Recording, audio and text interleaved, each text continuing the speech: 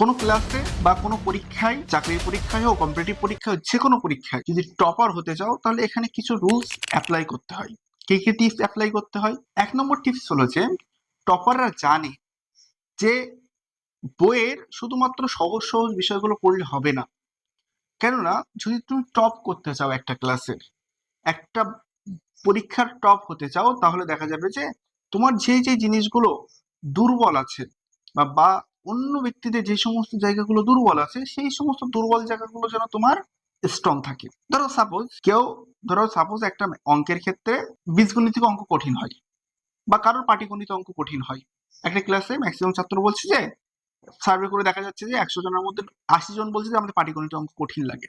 তাহলে টপাররা কি চাবে? ওই যে সকলের যেটা উইক পয়েন্ট থাকে, টপারদের ওই জায়গাগুলো এমন ভাবে প্র্যাকটিস করতে হবে যেন ওই জায়গাটা সব থেকে বেশি স্ট্রং হয়। তো 1 নম্বর পয়েন্ট হলো লোকের দুর্বল জায়গাগুলো শক্ত করা। লোকের কাছে যে জিনিস জায়গাটা দুর্বল লাগে, যেই বিষয়গুলো, ধরো কেউ চাকরির পরীক্ষার ক্ষেত্রে স্ট্যাটিক জিকে, এই অধ্যায়টা অনেক বেশি কঠিন লাগে। তাহলে কেউ যদি চাকরির পরীক্ষাগুলোতে বা কম্পিটিটিভ পরীক্ষাগুলোতে ভালো রেজাল্ট করতে চায়, তাহলে তার কি করতে হবে? স্ট্র্যাটেজিকের পার্টটা লোকের যেখানে উইক আছে সেই জায়গাটা ভালো করে তোমার স্ট্রং করতে হবে, তা না হলে তুমি টপ করতে পারবে না। যদি টপ করতে চাও, উইক জায়গাগুলো স্ট্রং করতে হবে, ফার্স্ট কাজ। দ্বিতীয় কাজ হলো যে পরীক্ষার জন্য, পরীক্ষার আগেও টপার যারা হয়, একই পরীক্ষা, সেম বিষয়ের পরীক্ষা না হলেও তাদেরকে 10 বার করে দিতে হয়। কেননা যারা ভালো টপ রেজাল্ট করতে চায় না, তাদের ক্ষেত্রে এই জিনিসটা গুরুত্বপূর্ণ। যদি তুমি পরীক্ষার হলে গিয়ে ডাইরেক্ট উত্তর লেখা শুরু করো না, সেই উত্তরটা সেই নর্মাল একটা উত্তর হয়ে যাবে। যদি ঠিক ওই উত্তরটা বা ওই এক্সপিরিয়েন্সটা, যে একটা পরীক্ষা 50 নম্বরের একটা পরীক্ষা, 100 নম্বরের একটা পরীক্ষা, আমি যদি এর আগে 10 বার দিয়ে ফেলি, তাহলে আমার টাইম ম্যানেজমেন্ট বলো, লেখার মডিফাই স্টাইল বলো, সবকিছু অন্য 10 জন ছাত্র থেকে আমার অনেকটা এগিয়ে থাকবে। এই জন্য টপার যারা হয় তারা পরীক্ষার জন্য বসে থাকে না, তারা পরীক্ষার আগেও সেম পরীক্ষা মিনিমাম হলেও 10 বার দেয়। মিনিমাম 10 টাইম তোমার যেই পরীক্ষা দিতে চাও তুমি, তোমার ক্লাসের ইউনিট টেস্ট পরীক্ষা হতে পারে, সেই ইউনিট টেস্ট পরীক্ষাগুলো তোমাদের এর আগেও 10 বার করে মিনিমাম 10 টাইম দিতে হবে। 3 নম্বর যে বৈশিষ্ট্য সেটা হলো টপাররা অন্য 10 জন ছাত্রদের মতো যে ঢালাওভাবে মুখস্থ করলাম এমনটা করে না। তাদের লেখার স্টাইল থাকে পয়েন্ট এবং নোট আকারে। পয়েন্ট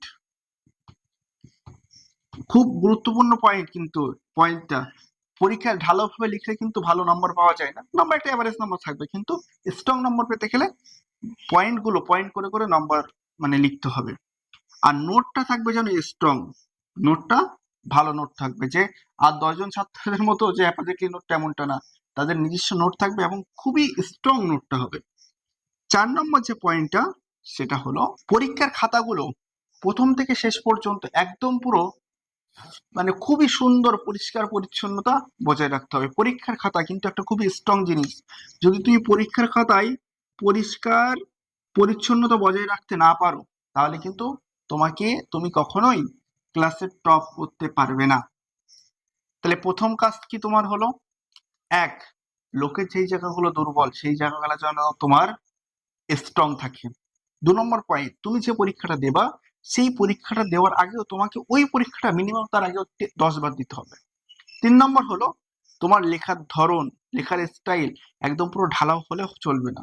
লেখার স্টাইল থাকবে কি একদম পুরো পয়েন্ট আকারে সুন্দরভাবে গুছিয়ে থাকবে। যদি পয়েন্ট এবং নোটটা যদি পয়েন্ট আকারে না হয়, তাহলে কিন্তু ভালো নাম্বার তোমার হবে না। আর আলটিমেট 4 নম্বর পয়েন্ট হলো পরিষ্কার পরিচ্ছন্নতা খাতা। ফার্স্ট টু লাস্ট এমনভাবে খাতাটা তৈরি করবে যেন খাতাটা যেন তোমার একটা মানে চিত্র যেন ভেসে ওঠে মাস্টারের কাছে। অনেক সময় আমি দেখেছি অনেক ক্লাস টিচাররা, তারা অনেক সময় কিছু কিছু ছোট ছোট ভুল যদি পরিষ্কার পরিচ্ছন্ন ঠিকঠাক থাকে, ছোট ছোট ভুলের জন্য নাম্বার দিয়ে দেয় ফুলফুলি। এই জন্য পরিষ্কার পরিচ্ছন্ন ভালো করে বজায় রাখবে।